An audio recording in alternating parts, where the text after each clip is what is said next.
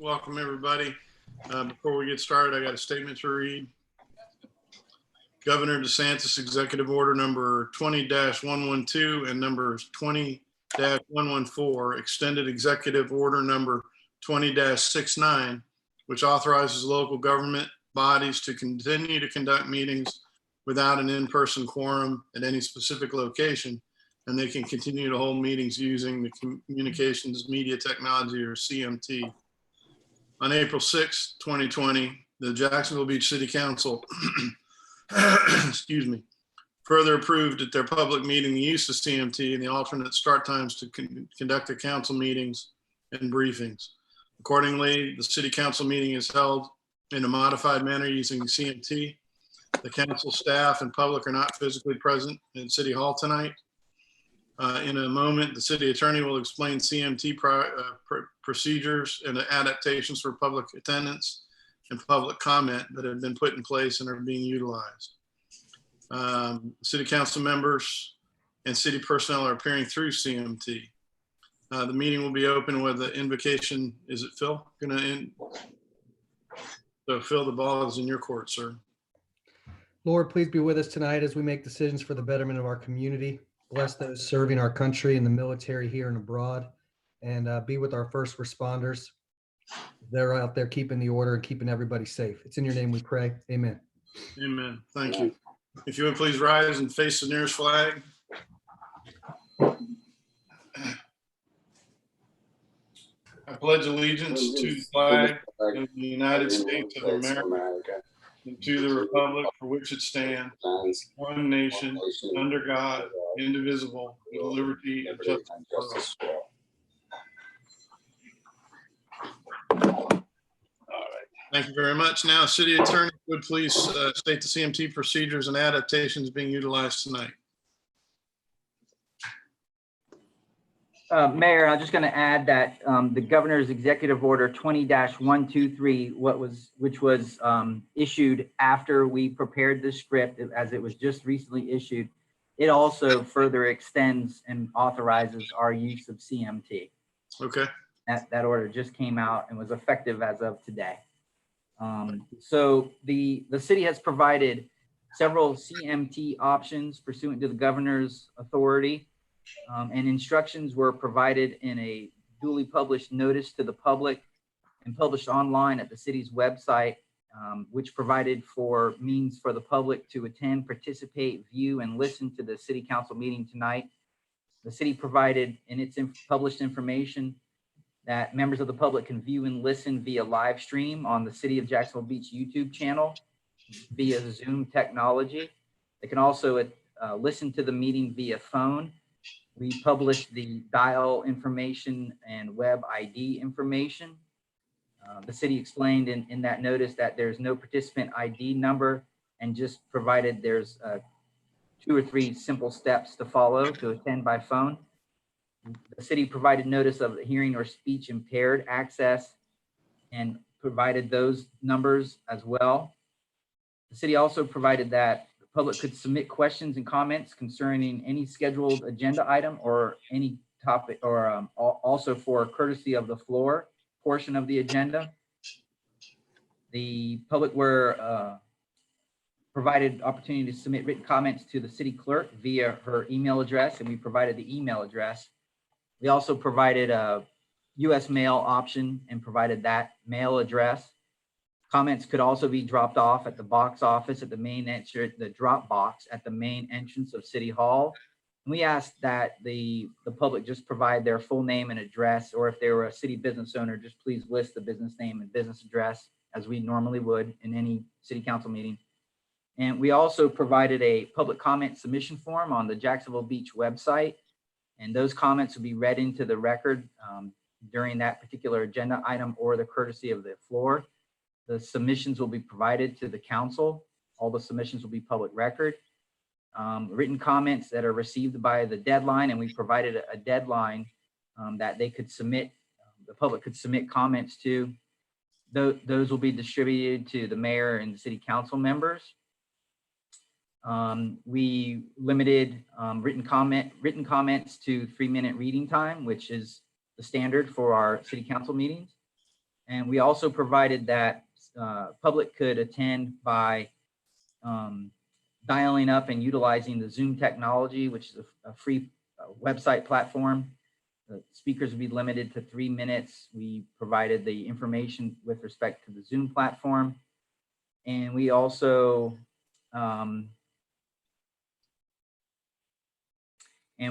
provided the couple of instructions on the email address and online comment form. So I believe we've completely covered the various CMT options that the governor has allowed us to use in order to provide public comment, attendance, and participation.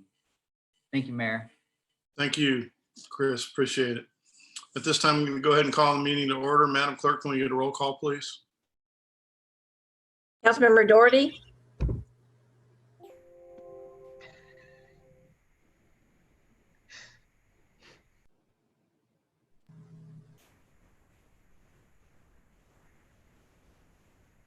Keith, you need to turn your microphone on, please.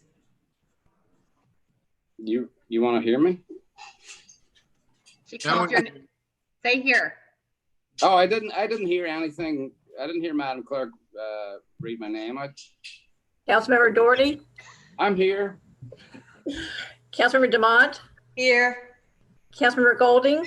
Here. Councilmember Hoffman. Here. Councilmember Nichols. Here. Councilmember Vogelsang. Here. Mayor Latham. Here. And let's go ahead and start with agenda item 2104, please. I move that we approve the minutes of the regular council meeting held on May 4th, 2020. Second. Motion and a second. Any debate by the council? Reminder to use your little hands up, raise hand. Have we been doing that, or is that just at work I've been doing that? We've been doing that here? Yeah, we've been doing that. Okay. So if I see no hands, so all in favor, please signify by saying aye. Aye. Any opposed? Aye. By your action, motion carries. And 105, please. I move that we approve the minutes of the council briefing held on May 11th, 2020. Second. Have a motion and a second. Any debate by council? Seeing none, all in favor, please signify by saying aye. Aye. Aye. Any opposed? By your action, motion carries. Announcements. I know, Chris, you wanted to use this time to address a couple of things, didn't you? Yes, sir. Thank you, Mayor.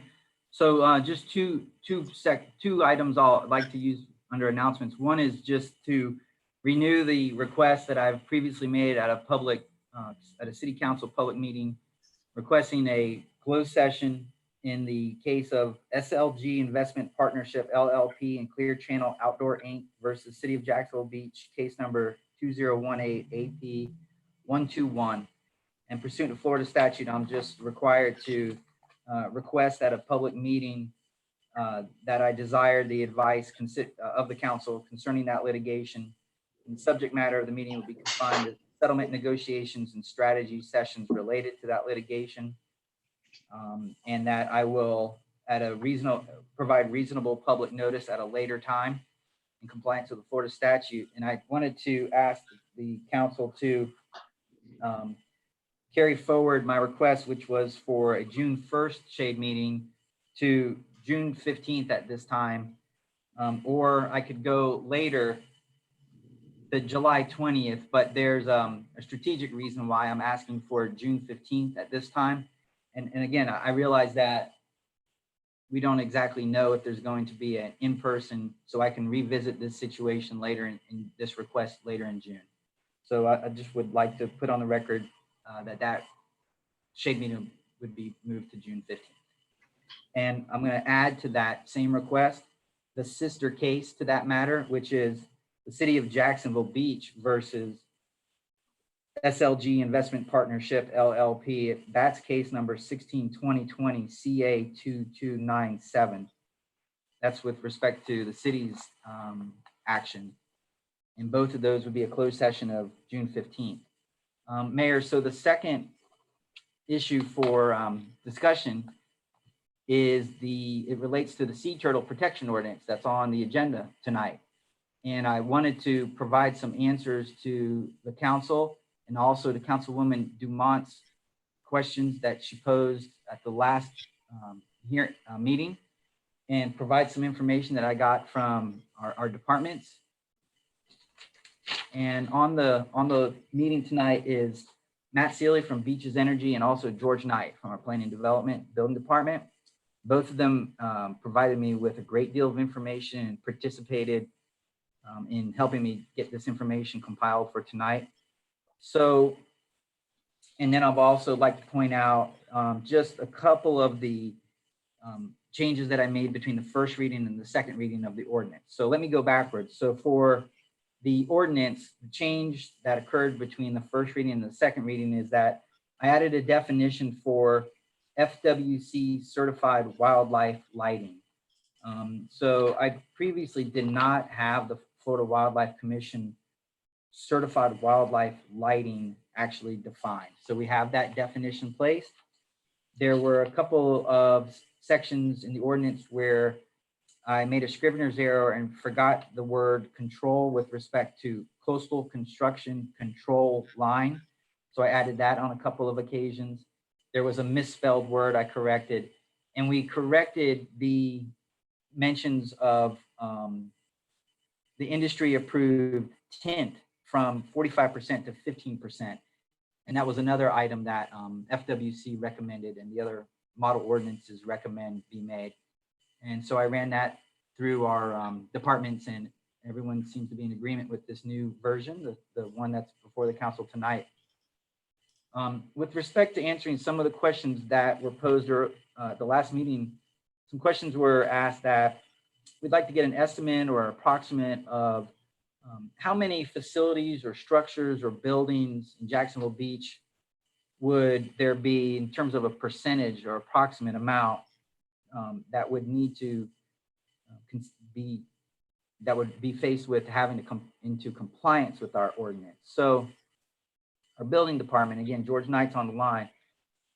George estimates, and also, by the way, I provided earlier a 2019 lighting survey that I believe you all had from last year, but the survey pointed out that the area of Jacksonville Beach that seems to be the most in need of changing and upgrading and retrofitting fixtures so that it would comply with the Sea Turtle Ordinance is going to be the north portion of Jacksonville Beach. And the south portion actually turned out to be pretty well compliant and dark, so to speak. Relatively dark was the term that the surveyor used. Of course, that's a larger area having private single family dwellings. And then further north we go, of course, we have more of our commercial businesses and hotels and some larger condominiums. But I'll get to Matt's information as it relates to Beaches Energy and our public lights. But for George's work, he looked at it and he determined that for purposes of retrofitting to FWC approved fixtures and bulbs, his approximate numbers are that on the north side, commercial structures, including condos, are 60% compliant. Residential structures are estimated to be around 40% compliant. And the south side, commercial structures, including condos, are approximately 50% compliant, and residential structures are approximately 20% compliant. And when you get to Ocean and Duval Drive, it's approximately 50% compliant. To remind you, our sea turtle protection area is a little bit more difficult to define than some beachfront communities, because our city design changes a lot at the south side. So it wasn't easy for us to just use, say, for example, 2nd Street as a western border. So the departments and I, and again, this has been vetted and reviewed by several other agencies, but we defined the geographic area of the sea turtle protection area in a particular way that we think is good for the protection of the sea turtles, of course, but also effective in terms of enforcement and compliance that I think Beaches Energy and our building planning development building code department can work with. Some of the approximate costs that George estimated was that an FWC approved residential fixture, depending on the design of the particular fixture, the estimated range is between 400 and 100 per fixture. An FWC approved bulb, again, depending on the wattage of the bulb, could range between $8 to $22. And I'm gonna ask Matt to talk a little bit about potential CRA grant, CRA funding for replacement, but I'm gonna give you some of Matt's estimates, and then maybe Matt can speak to it. And again, Matt and George are both on the line or in the meeting.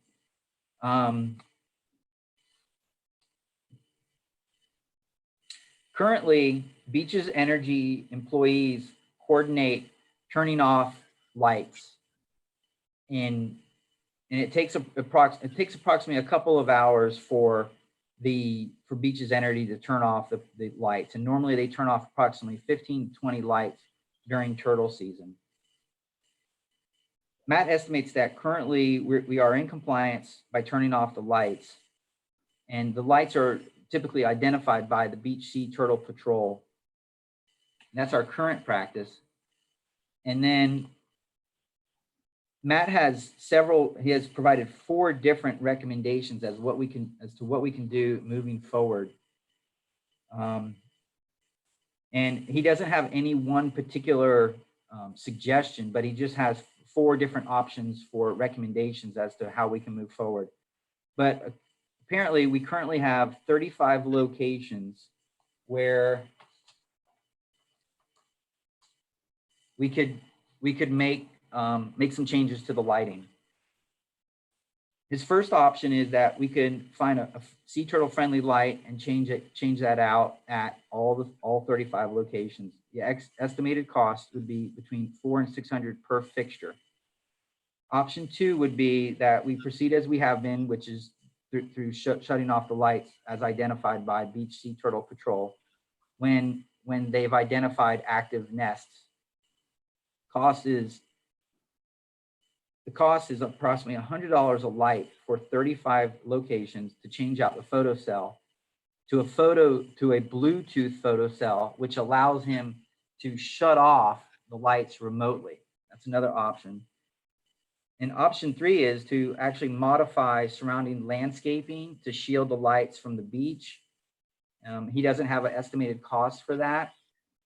And option 4 is to change out the lights identified by Beach Sea Turtle Patrol to the sea turtle friendly lighting during sea turtle season at all 35 locations during the season, and then change back once the season is over. But that doesn't seem like the most cost-effective option. And that again is a cost of approximately $400 to $600 per fixture. That would be a change out of twice a year. So that doesn't seem like the most cost-effective option.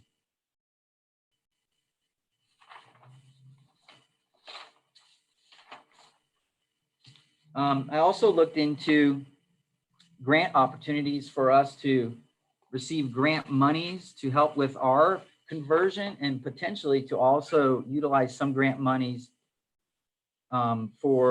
potentially for private conversion of lights.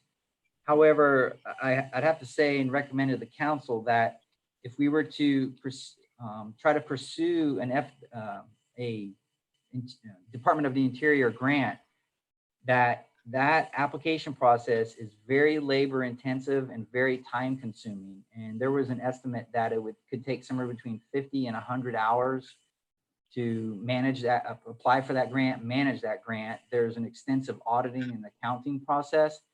And quite frankly, I don't think you would want your city attorney to commit that much time to a grant program. So my suggestion would be, if we wanted to pursue grant opportunities, that we would actually outsource that to a grant manager or grant application manager. That may not be a cost that you want to incur, but I can, if you so direct, I can of course look into what those costs would take, what those costs would be in order to have grant manager handle our grant application. But they are out there. We wouldn't qualify for the current closing date application. That date's coming up on June 12th. So we would have to look into 2021 season to apply for the grant. And I'm gonna open up the floor to questions and also allow Matt and George to chime in as you'd like.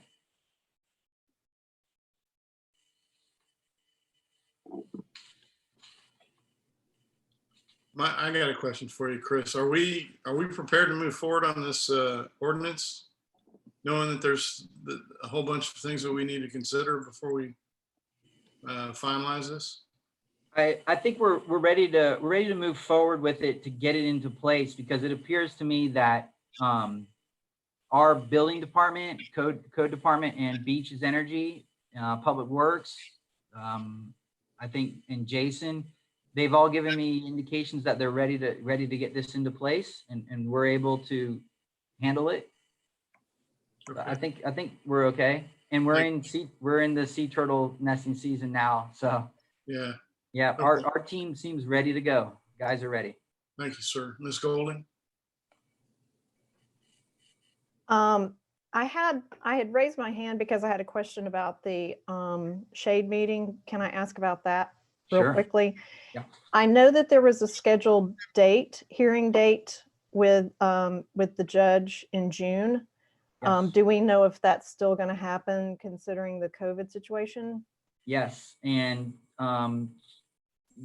Friday last week, I spoke to our outside counsel and I double checked that we have received no change in date or notification of change or postponement from the court. Okay. And then I guess I had another question as a point of order. Is this something we should be discussing right now, or should we discuss this when we get to the agenda item? As far as the sea turtle ordinance goes. Right. I think we determined that we were going to try to utilize this time to just at least open up the floor for discussion, but we can revisit it during the agenda item as well. Is that it? That There was any it. motions or Thank anything you. wanted to make? Thank you. Ms. Dumont? Thank you, Mayor. I just had, so it's going, when you say 35 locations, do you mean 35 lights or 35 areas where there can be multiple lights in those areas? Yeah, those were specific lights that were identified. So it'd be roughly $24,000, not including light bulbs. Right. Okay, for the first option. I didn't hear any of the options of a possible shade on the light. Like a block on the east side of the light fixture, because I read that in the 2018 and the 2019 light surveys. Yeah. And I had a question. I specifically looked at South Jack's Beach for obvious reasons. And I noticed the numbers actually went up a little bit. There's a slight uptick in the Southern District, and it was all residential. There was 1 or 2 condos. The addresses that are identified, do the property owners know about what their options are and about the lights? And the second piece is, when they get their building permits, or somebody informing them when they're picking out their light fixtures and doing their lighting designs on their Oceanside section of their property? And I know this ordinance covers it, but I don't know if it's been done in the past. Yeah. George, are you able to answer that? Yes, I think I can answer it for you. The procedure as it is now under the current ordinance, only the structures that are built actually ocean front, right along the sand, right there in the DEP zone, are actually evaluated for lighting and made to ensure compliance with the lighting ordinance.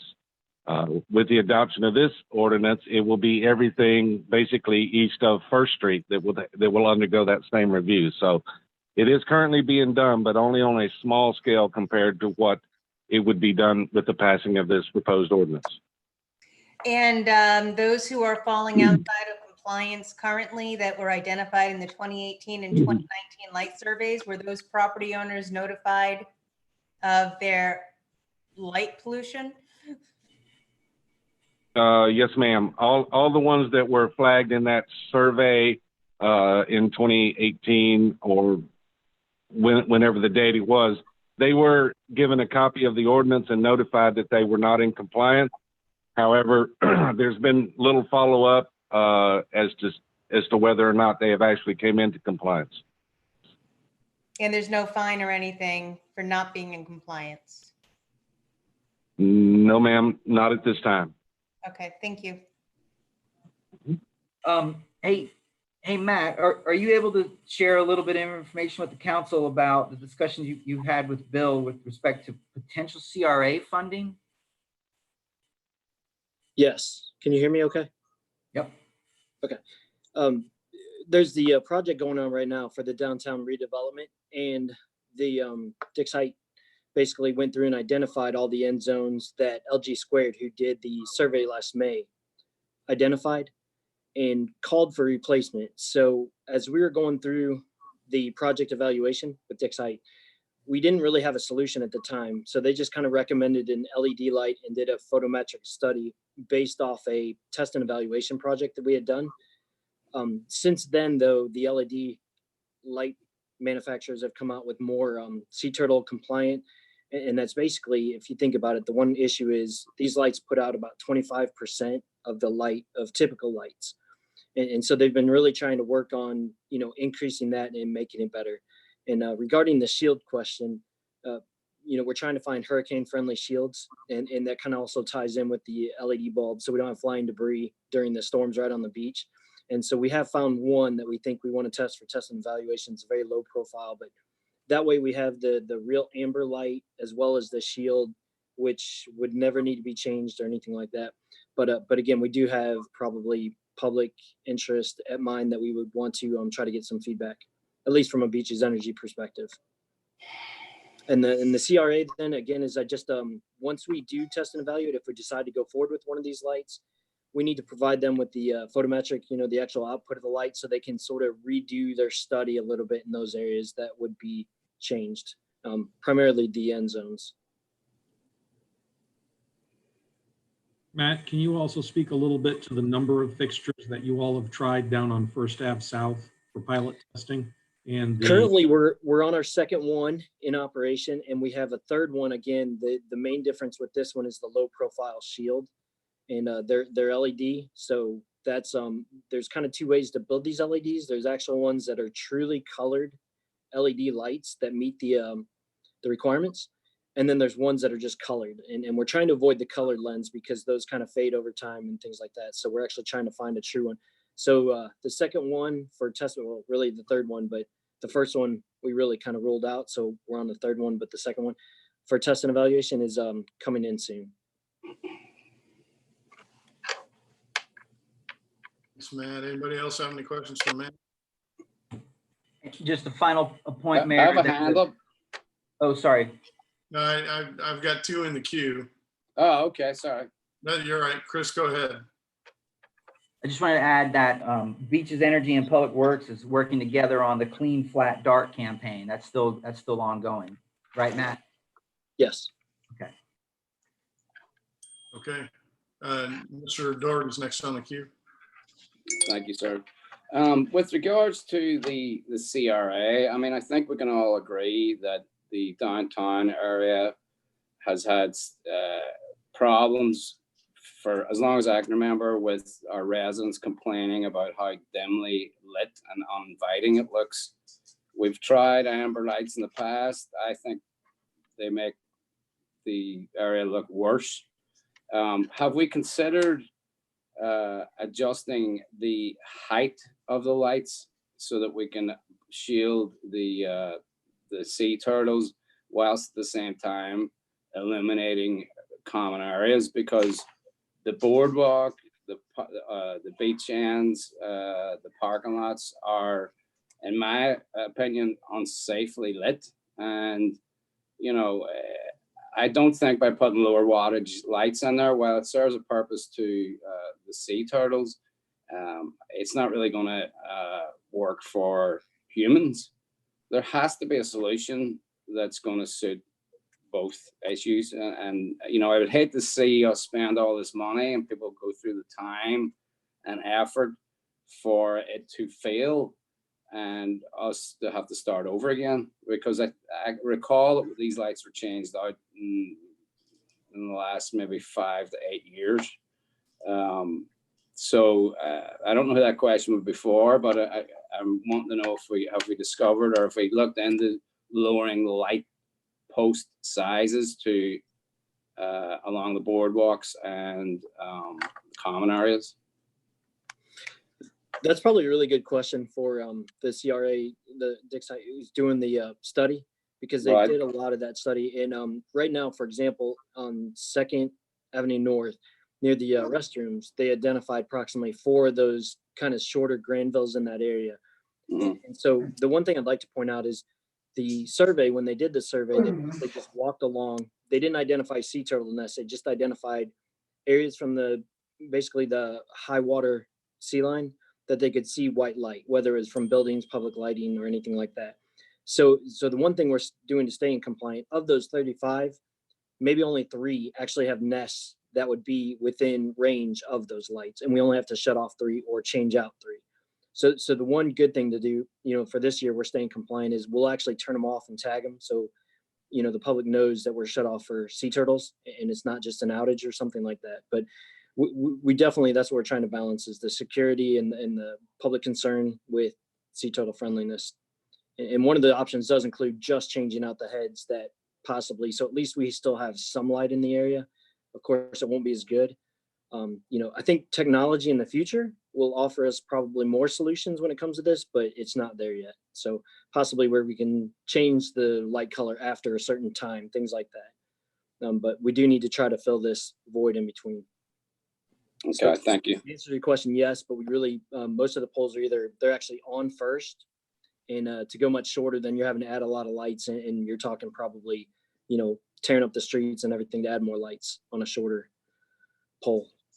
Yeah, but I mean, with that in mind, you know, we know that the CRA is not forever. It does have an end date. So, you know, lighting is, if you look at all the studies we've done over time, lighting has been one of the main issues. And, you know, if we have to dig things up and spend some money, I'd prefer to do it once and do it right, as opposed to, you know, trying it, seeing if it works, and then going back to the table. That's my point, is like, let's do it right this time.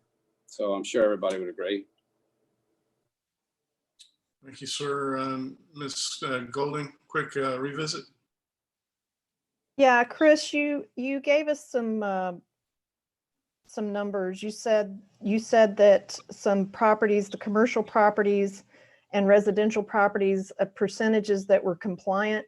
And I just wanted to get some clarification, because did you say that the north properties, the commercial was 60% compliant and residential was 40% compliant, or and then you said south was 50% compliant on the commercial and 20% compliant on the residential, or did I get those reversed? No, actually, you got those right, but those were some of George's just estimates.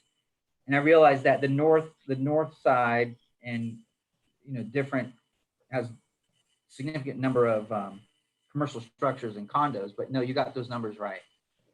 Yeah, because I mean, with the north side, based on what the survey said, the lighting survey said, I would have thought those numbers would have been lower on the north side. So that's why I wanted to double check that with you. Okay, thank you. Thank you, ma'am. Ms. Hoffman? Unrelated to the sea turtle lighting, it just, something you said, Chris, prompted this question, and that is, do we have someone on staff who seeks, applies, and manages grants for the city? I know we hear about them on occasion. Doesn't seem like something we're really aggressive with. Is that, or do we, you mentioned outsourcing it, but do we have anybody in-house who would seek out those opportunities? No, I'm not aware of anybody that would engage in that. And you may be aware that a lot of other larger cities that have a larger population base, et cetera, they do have a full-time grant manager. We do not have that. And those people, those cities that have such a person, those people really do work on those grant applications every day. And it's not just the front end of the application process, but it's the follow through once we are awarded the grant. It's a full-time job, and we don't have anybody like that. Okay, thank you. We pretty much rely on Before you get started, Mr. Nichols, I'd like to try and wrap this up because we can readdress a lot of this when we get back to the agenda item. But we've got a visitor that's waiting to talk to us too. So Mr. Nichols, you're next. Chris, just while we were talking about the grants and stuff, I know there is a ton of money in trails and that pedestrian walkovers and everything.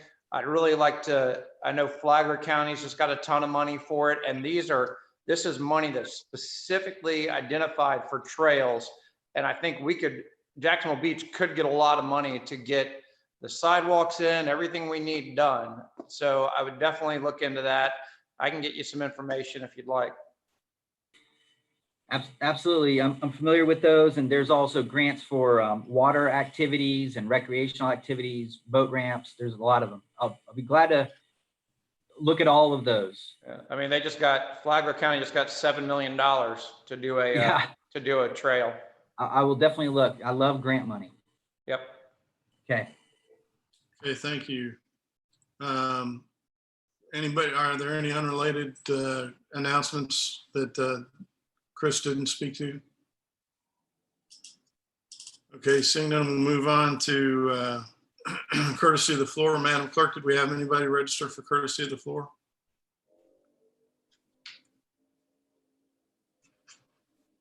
We do. We have three public comments.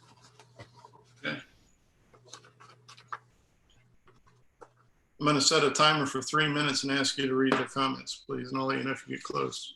Okay, let me know when you want me to begin. Anytime you're ready. Okay. First one is from Ken Marsh, 2011 Gale Avenue.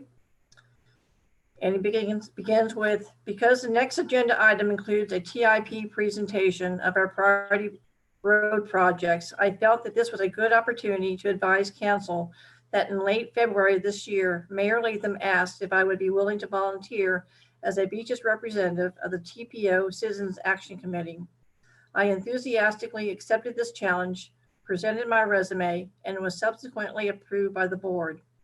One of my key responsibilities is to ensure that the citizens' voice is heard both for future motorized and non-motorized projects.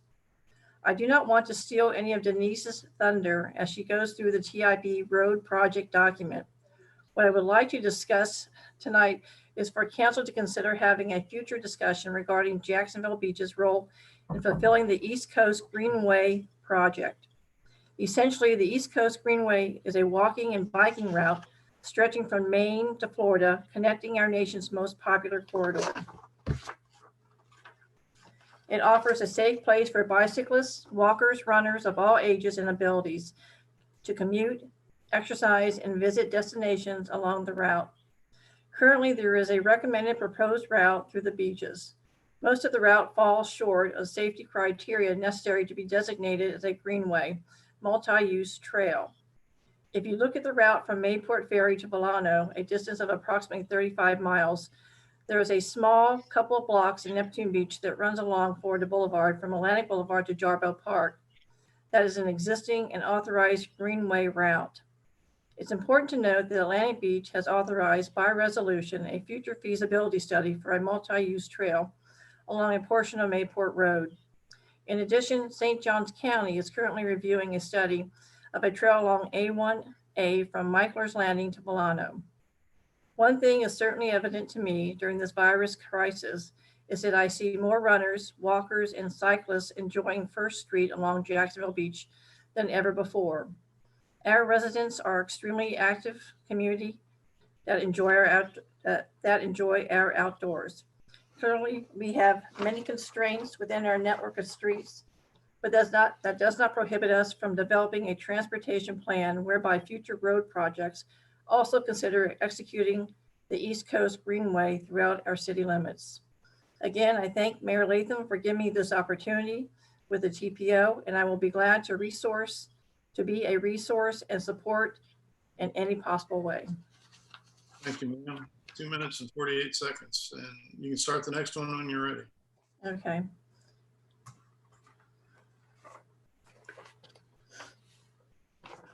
This one is from Sue Ann Alger, 1084 16th Avenue South. And she begins by saying, I received an update from Mr. Stopolopoulos, the city manager, regarding the traffic problem on 16th Avenue South. The information was shared with concerned residents, and we look forward to further discussion. The letter did not state the reference speed limit that was used for the traffic statistics.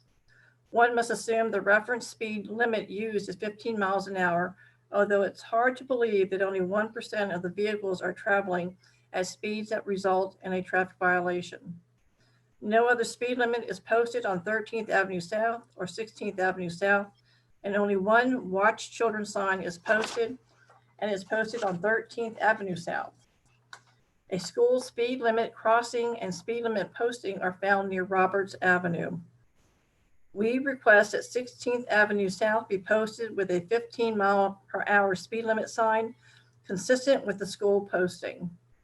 Vehicles turning onto 16th Street South from a dead stop at 9th Street would be encouraged to accelerate along 16th Avenue South if any other speed is posted. Please consider our request, and we look forward to a resolution of this problem. Thank you for your help so far. Mr. Deisher from Baptist Beaches has contacted us and is addressing the lighting problem.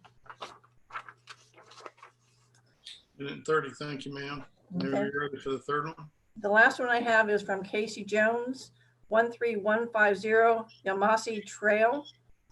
And he begins with, today, the city of Jacksonville Beach will vote to protect the endangered and threatened sea turtles that call our beach their own. This is a huge step in the right direction, but unfortunately, light pollution in Jacksonville Beach is still shining very brightly.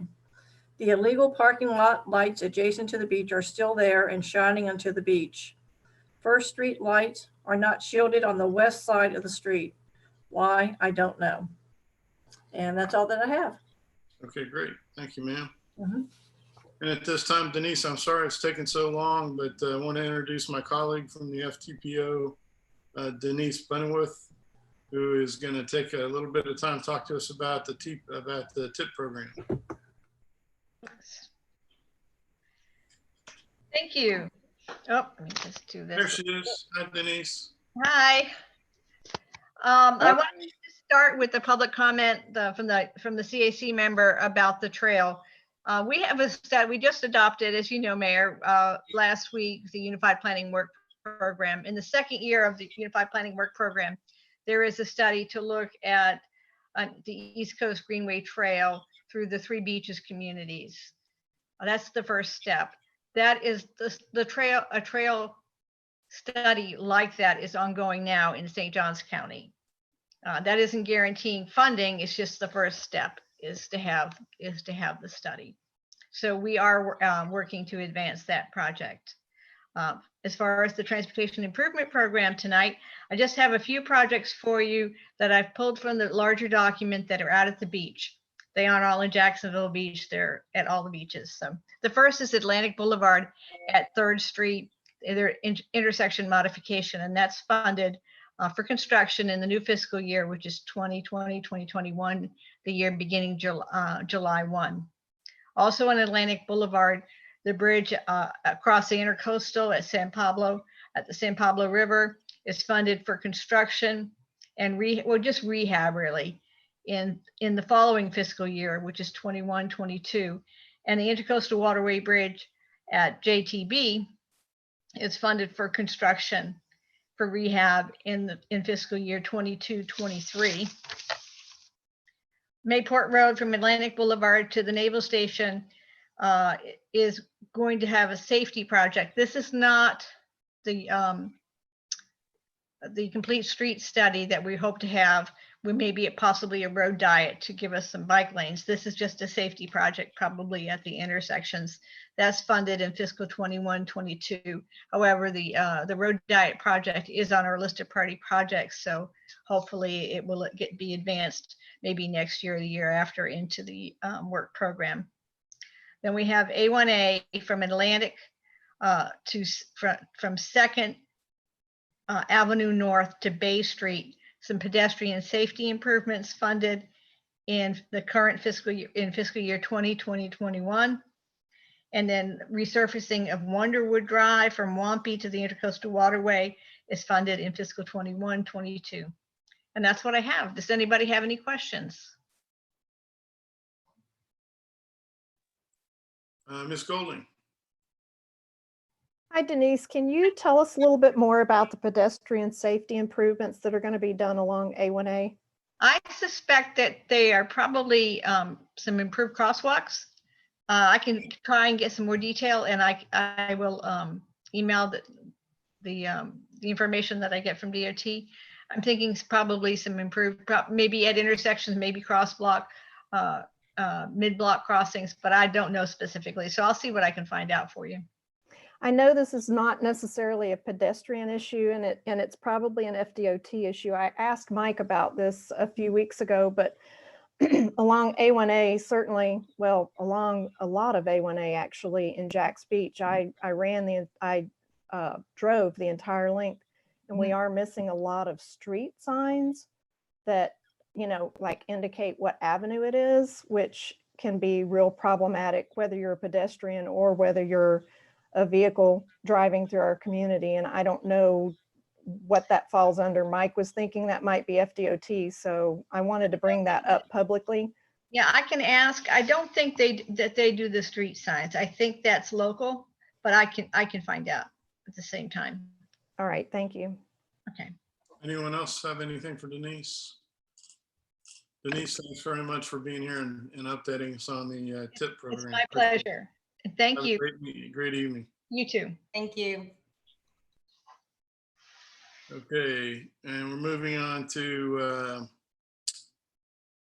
staff. Do you want to brief on the financial reports, or do you want us to just go ahead and open the discussion? I'll just do a very quick update that in conversations with our CFO, Ashley Gossett, we are just now starting to see some of the decreases in general fund revenues associated with Parks and Recreation not collecting user fees. However, the state revenues are still anywhere from 30 to 60 days in arrears. So we're still not necessarily seeing the impacts of sales tax collection and other state revenues that are ultimately dispersed to us. With that, Ashley is on the line if you have any questions for her. Okay, Ashley, before we do, Mayor Pro Tem, can we get the motion, please? I move that we accept the financial reports for the month of April 2020 as submitted by the Chief Financial Officer. Second. Got a motion and a second. And okay, Ashley, did you have anything else you wanted to add? No, sir. Okay. In that case, Madam Clerk, can we get a roll call, please?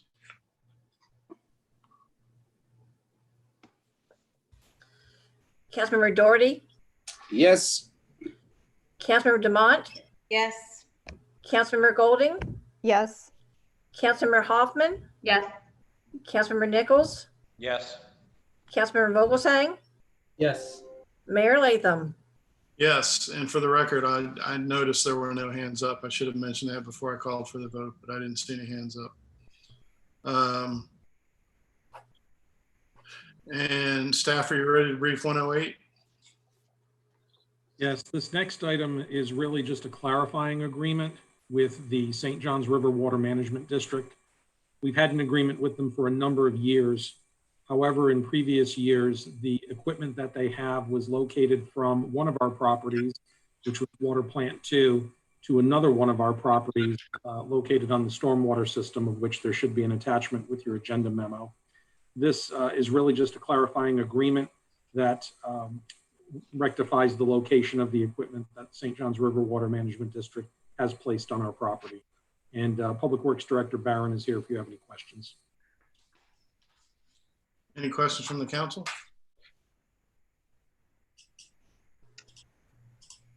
Seeing none, roll call, please. I haven't done a motion. Oh, I'm sorry. Motion, please. I move that we approve the First Amendment of the permissive use agreement between the city and the St. Johns River Water Management District.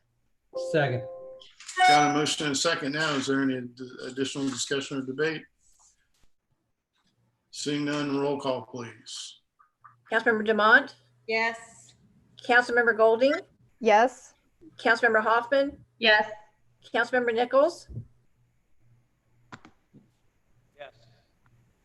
Councilmember Vogelsang, Yes. Councilmember Doherty, Yes. Mayor Latham. Yes. And Madam Clerk, if you would please read ordinance number 2020-8139, second reading, public hearing, please, by title only.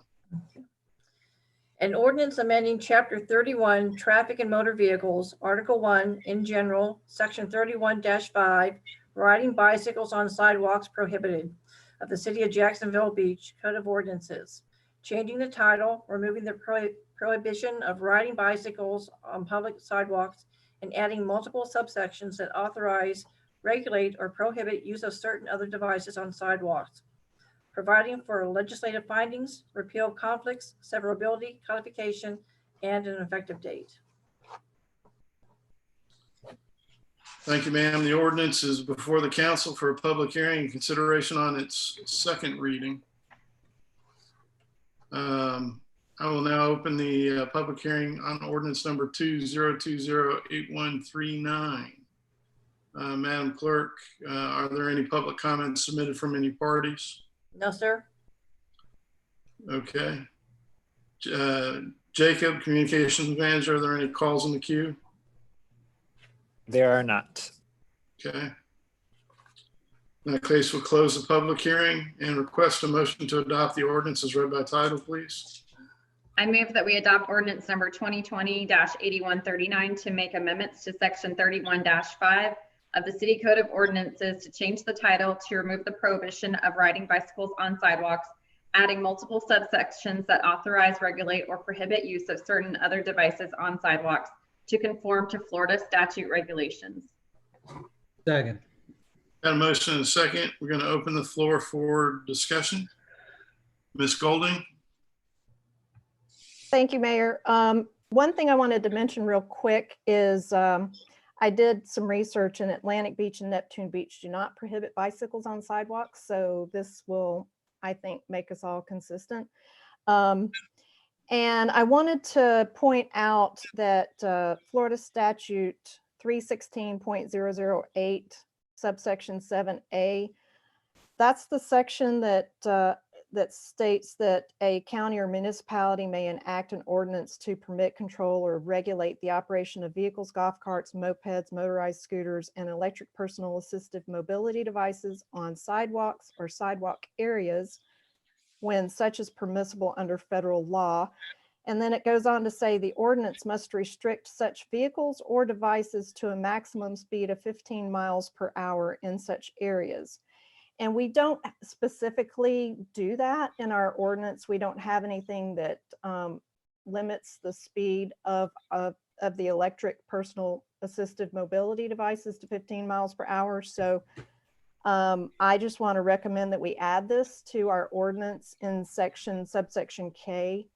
And I'll put that on the floor for discussion, but I will be making a motion to that effect. I second it. Got a motion and a second. Floor is open for discussion. Mr. Nichols? I wasn't wanting to talk on this motion. Okay, you can take your hand down if you would, please. Ms. Golding?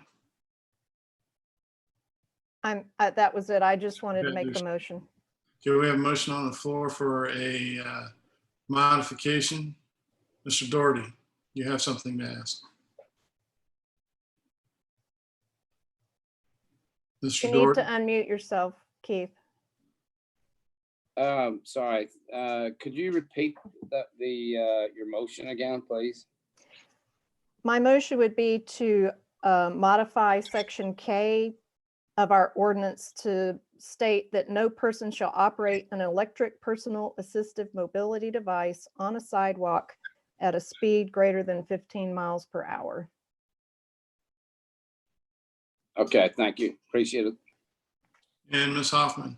I just wanted to make sure this was, the city attorney was good with this language.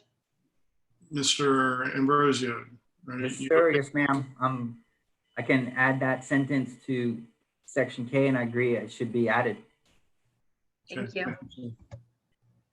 Anyone else? Mr. Doherty, your hand's still up. Okay. Okay, so we're voting on the amendment to the motion. Madam Clerk, can we get a roll call, please? Councilmember Golding, Yes. Councilmember Hoffman, Yes.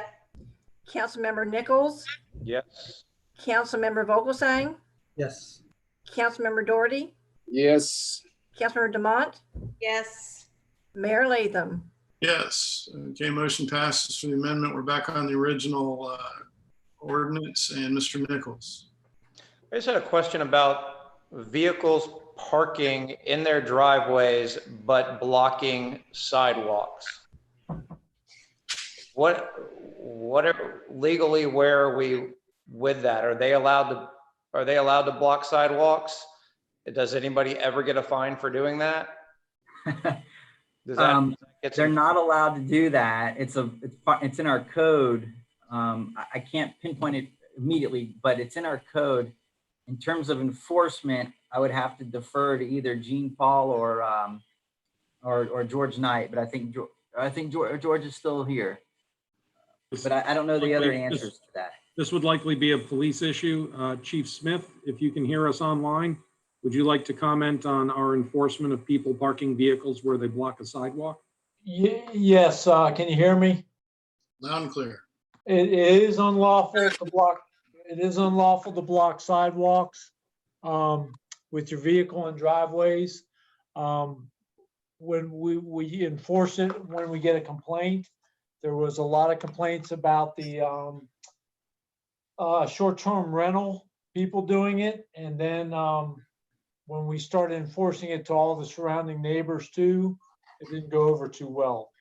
So we do it when we get a complaint or it's an egregious violation, but yes, it is a violation. Florida state statute to block a sidewalk. Thanks, Chief. Mr. Doherty, do you have a follow-up? I do actually. I mean, this is something that I think need to take the lead on with regards to our LDC. What I've noticed, particularly with townhomes, is that we're not really giving the owners any other choice but to block the sidewalks. For example, you could have a driveway that's suited for 2 cars and there's 4 cars in the house. I see it a lot on new developments where there's no other option for them but to break the law. So I think it's something that we need to look at as a city and tackle this issue. It's not getting any better. As Jean Paul said, it's an unsavory thing for residents to have to put up with, whether they're being inhibited by cars in their way or they're getting tickets for parking there. But it's something that I think we need to discuss. I don't see it getting better anytime soon. And I've noticed, particularly when it comes to townhomes, that there's just an overabundance of cars, and they're parking on the sidewalks or even on the footpaths.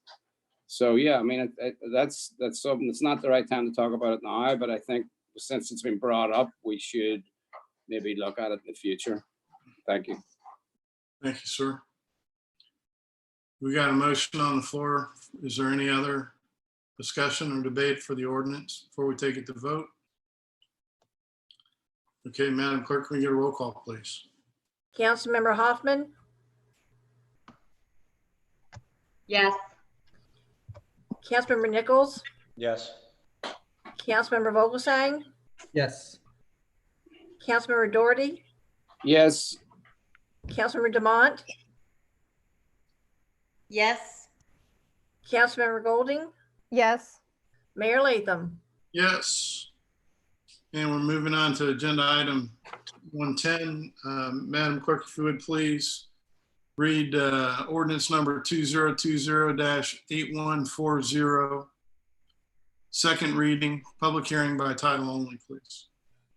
An ordinance to amend section 6-8 sea turtle protection of the City of Jacksonville Beach Code of Ordinances, providing for amendments and revisions to conform to current model lighting, ordinance regulations, standards, and guidelines, providing for legislative findings, repeal of conflicts, severability, codification, and an effective date. Thank you, ma'am. This ordinance is before the council for a public hearing and consideration on its second reading. I'll now open the public hearing for ordinance number 2020-8140. Madam Clerk, did we get any public comments submitted? Yes, sir. I just received one. Okay, if you would go ahead and read that and I'll set the timer. Sure. It's from Casey Jones, 13150 Yosemite Trail. He begins with, I have been working for over 2 years to improve the life of our majestic sea turtles in the Jacksonville Beach area.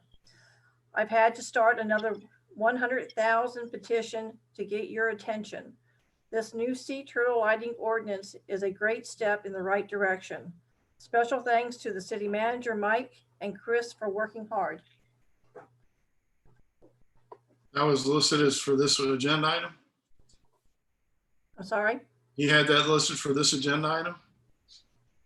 Okay. For the sea turtle, yes. Oh, yeah, you're right. Okay. Sorry. Communications manager, are there any calls on the queue?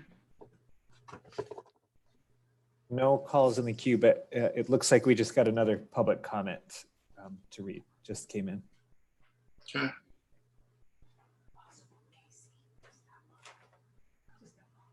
But it's not within the 5 minutes. Okay. Okay.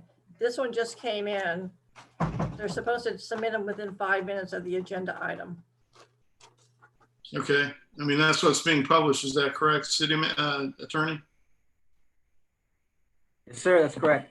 Okay. I mean, you recommend we move on or make an exception? Why don't we make an exception, Mayor? I guess the community's been waiting quite a while for this ordinance. Okay, go ahead. Before my time even. Okay. This is again from Mr. Casey Jones, 13150 Yosemite Trail. Special thanks to City Manager Mike and the hard work that Chris put into this new sea turtle lighting ordinance. Chris is taking the worst sea turtle lighting ordinance in North Florida and making the best lighting ordinance in North Florida. Way to go, Chris. Okay, thank you. Is there any other? Glad we took it. That's all that I have. We're going to go ahead and close the public meeting and request a motion to adopt the ordinance as read by title, please. I move that we adopt ordinance number 2020-8140 to make amendments to section 6-8 sea turtle protection of the City Code of Ordinances to conform to current model lighting ordinance regulations, standards, and guidelines. Second. Got a motion and a second. You're going to go ahead and open the floor for discussion from the council. Discussion or debate, Mr. Doherty? Yeah, I mean, I just real quick, I just want to say it's, I'm glad we're voting on this. It's obviously an important topic, and we should do our utmost to preserve our wildlife. And I appreciate what Chris and Mike have done, the work we put into it. That's it. Thank you. Thank you, sir. Anyone else? I know there was a lot of discussion about this in announcements. Okay, seeing no hands raised, Madam Clerk, can we get a roll call, please? Councilmember Nichols? Yes. Councilmember Vogelsang? Yes. Councilmember Doherty? Yes. Councilmember Demont? Yes. Councilmember Golding? Yes. Councilmember Hoffman? Yes. Mayor Latham? Yes. And Madam Clerk, could you please read ordinance number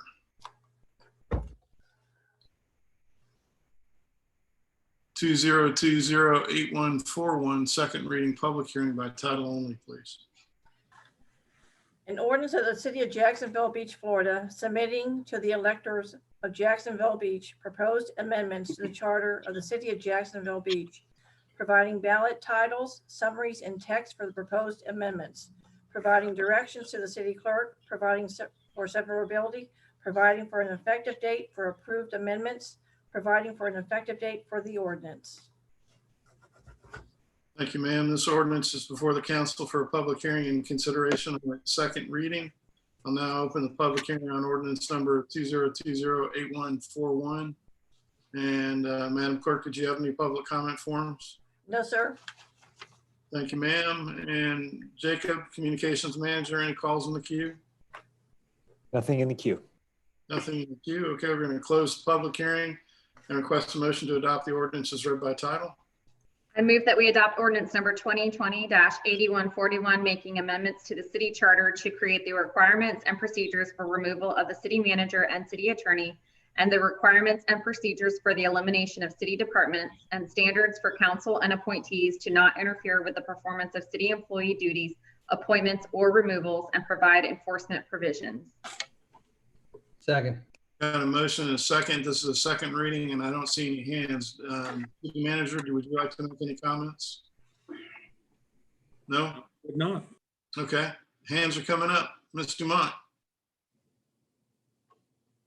Ms. Dumont?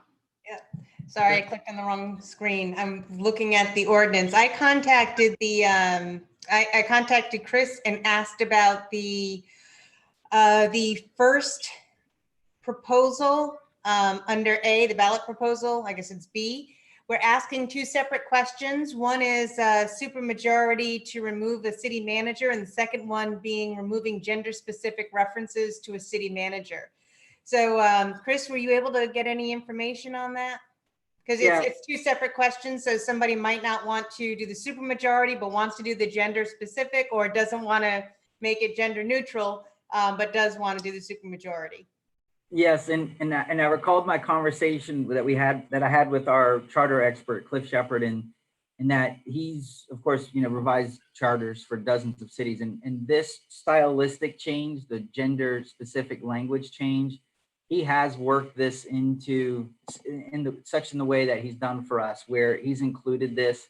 It hasn't caused any problems, and then we have several examples of recent cities. Winter Park, Palm Coast, and Bonita Springs, where they have, in the past couple of years, had charter questions that had very substantial and substantive questions that had literally 3 to 4 different parts, and they proceeded with theirs fine.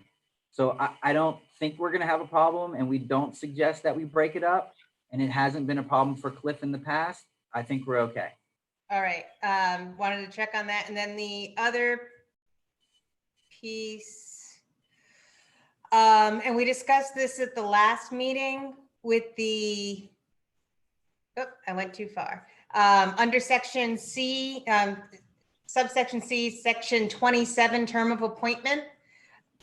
I remember that we talked about this during the last meeting, but I never made an amendment to change it. And so the proposal that I made without making a formal amendment, motion to make an amendment, was how it's written right now. It has to be a supermajority to provide notice to the city manager, and within 60 days, the city manager has a chance to respond. Within 30 days, the city manager has a chance to respond. In the last meeting, I suggested making that a simple majority. So it's a simple majority who says that we have an issue right now with the city manager, and then it's a supermajority at the end of that simple majority that would then have to vote to remove the city manager. So it's just that first section of furnished with the formal statement, that should just be a regular majority vote, and then the majority can make their case and their argument against a city manager and try and win over the supermajority of the council for removal. You want to make a motion? I make a motion that we strike the super and the 5 from section 27, so that it's a majority vote of the members of council, noting that they, to furnish this formal statement and that it still remains a supermajority vote for full removal of city manager. Second.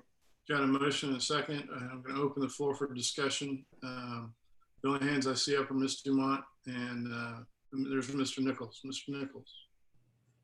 I just think that just makes it way too confusing for the voters. I mean, it's going to be a super majority. Let's just stick with what it's going to be. Okay, anyone else? Okay, we're going to go ahead and call a vote on the amendment for the change. Madam Clerk, roll call, please. Councilmember Vogelsang, Yes. Councilmember Doherty, Yes. Councilmember Dumont, Yes. Councilmember Golding, Yes. Councilmember Hoffman, Yes. Councilmember Nichols, No. Mayor Latham. Yes. Okay, so the amendment passes, and now we're back on the original ordinance. And Ms. Golding, you're recognized.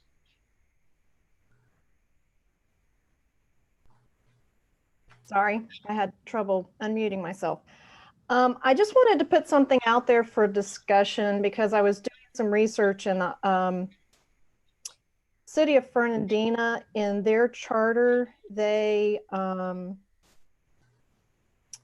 me find it. With regard to the interference charter, section 30 that we are considering also, they have, they state that any violation of the provisions of this section by any member of the city commission, in their case, shall upon first offense be grounds for sanction by the commission, and any second or subsequent offense or violation within a commissioner's term shall constitute, and then in their case, it's a misdemeanor. But I wanted to put that out there for the council's consideration because, you know, do we want to have the option to kind of have a warning opportunity and give the council member an opportunity to correct their mistake going forward, or do we want to just go straight to the malfeasance? And so I wanted to put that out there for discussion, since there's, you know, an example of what Fernandina Beach did in their charter. Ms. Dumont? I would say that, but it sounds like with Fernandina, how it works is that there's actually in the charter a charge that goes against the city, a sitting elected official at the second time. With us, we don't have that. It's everything goes back to the council. We can sanction 20 times if that were to happen, but we don't have any hard set rules. So it always goes to council to decide what the punishment, if any, there should be. So I don't think that we need to go to that level of a warning, because they could all be warnings. It just depends on what council members want for a specific violation. Thank you, ma'am. Mr. Vogelsang? Agreed with what Jet said, as far as we gauge the penalties within the vote. So the first time might be more severe behavior than the second time. So that's the point of having the hearing and everybody discussing it. So I'm happy with the language as is. Okay. Any other comments or questions? Okay, this is the amendment. Oh, yes, Ms. Dumont. Sorry, I had one more from the earlier. This is not with Sandy's piece. This is with the city attorney section, the B section. We don't have, we discussed this in the last meeting, and I don't know how everybody feels about it, but a little bit more language under the city attorney so that it's similar to the city manager. It's very sparse with the city manager, other than supermajority vote of the city council. Does the city attorney also get a formal complaint? What's the terminology that we use here? Furnished with a formal statement that we're unhappy with his or her performance, And then there's 30 days to reply, or does it just go straight to you got to go vote? And I would say that we might want to, I make a motion that we have the same language for the city attorney that we have for the city manager with regard to the forewarning before removal from office. That's with the majority vote on council prior to a supermajority vote 30 days afterwards. Second. Got a motion and a second, and open the floor for discussion or debate by the council. Mr. Nichols? Still again was going to talk on the other subject before she finished hers. I'll put my hand back up. Okay. Mr. Doherty? I think the last things you can give attorneys to work with, the better. I say that slightly tongue in cheek, but when it comes to discipline, I think the way it's drafted is adequate. They're two different job descriptions also, so I would not really. I don't see the point in changing it. Thank you. Okay. Ms. Dumont, do you have a closing statement?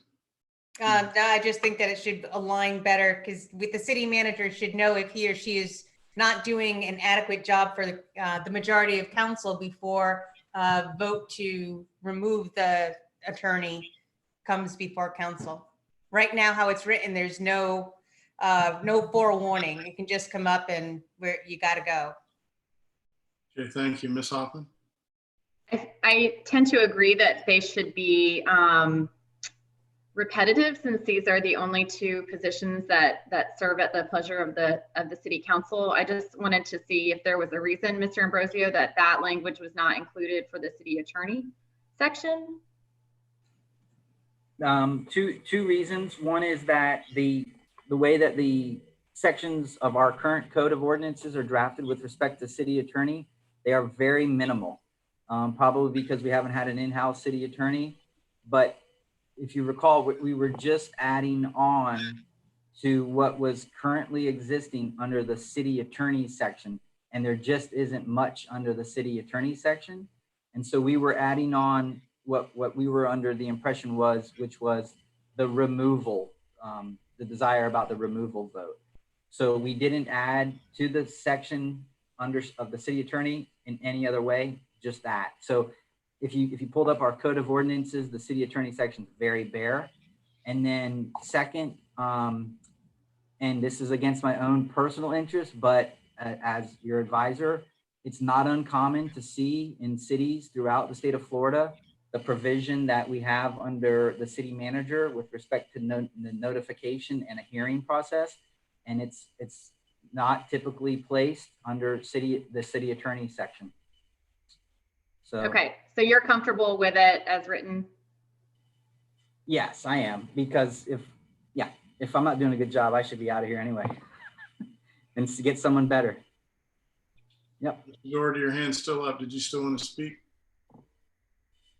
Okay. Ms. Golding, your hand's up. Did you want to speak?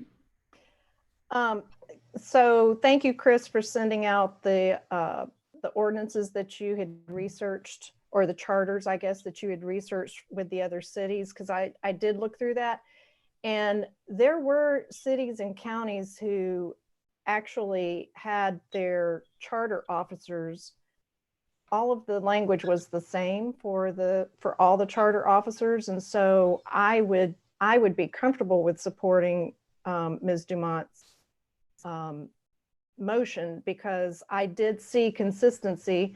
There might have been a few that weren't consistent, but I did see some that were consistent too. So it wouldn't be out of line, I think, to make it consistent. Right. It's not completely, it's not that all cities do not have this. You're absolutely right. Some cities do have it.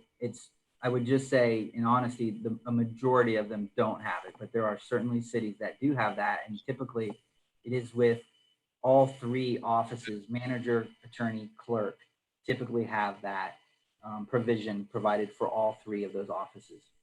If it exists, that does happen. Thank you, sir. Ms. Dumont, your hand is up. Did you want to speak again? Or? Yeah, just a quick little revisit. My purpose on that is that this ensures that a city employee, one of our 2 employees, will know if we are unhappy with his or her service. How it's currently written, they'd never have to be notified about that. And it's more problematic in Florida because of the sunshine law, and we can't all talk about our unhappiness with the city attorney if that there was any unhappiness before bringing it up for a vote for removal. So I just see this as a protection, as well as opening it up 30 days in advance, to stay in the sunshine, that there is an issue, this is what our issue is, and it gives him a chance to reply. Okay, thank you, ma'am. At this time, the floor is closed for discussion. Mr. Nichols, do you have a quickie? Sure. I believe our city attorney and our city manager get annual reviews. I think they're pretty well informed if the council's not happy with them. Okay, thank you, sir. I don't see any other hands. We're going to go ahead then, and this is a vote for the amendment, which would add language that would make the warning criteria similar for the city manager and the city attorney. Madam Clerk, can we get a roll call, please? Councilmember Doherty, No. Councilmember Demont, Yes. Councilmember Golding, Yes. Councilmember Hoffman, Yes. Councilmember Nichols, No. Councilmember Vogelsang, No. Mayor Latham. Yes. So now we're back to the original ordinance. Is there any further discussion before we vote on the ordinance? Seeing none, roll call, please. Councilmember Demont, Yes. I have my hand up. Oh. I just want to reiterate my objection to the supermajority. I think, again, that if the city manager and the city attorney lose the confidence of the majority of the city council, neither of them are going to want to be here, and neither of them can perform their duties in their positions without the majority of the council supporting them. With that, I'll be voting no on this again. Thank you, sir. And go ahead and restart if you would, Madam Clerk. Councilmember Demont, Yes. Councilmember Golding, Yes. Councilmember Hoffman, Yes. Councilmember Nichols, No. Councilmember Vogelsang, No. Councilmember Doherty, Yes. Mayor Latham. Yes. And we're moving on to our last item for this evening. Madam Clerk, if you would please read ordinance number 2020 dash, next tab, 8142 by title only, please.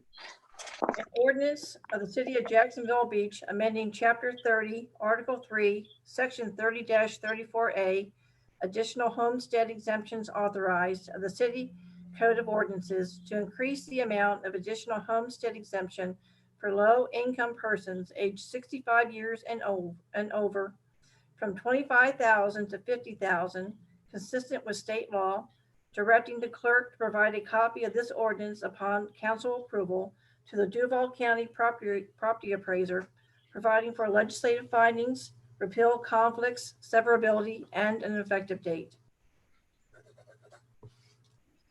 Okay. This ordinance is before the council in a public hearing and consideration under its first reading. I'll now open the public hearing on ordinance number 2020-8142. Madam Clerk, do you have any letters or comments? I have none. Thank you, ma'am. Communications Manager, Mr. Jacob, do you have any calls on queue? There are none. Okay, we're going to go ahead and close the public hearing and request a motion to adopt the ordinance as read by title.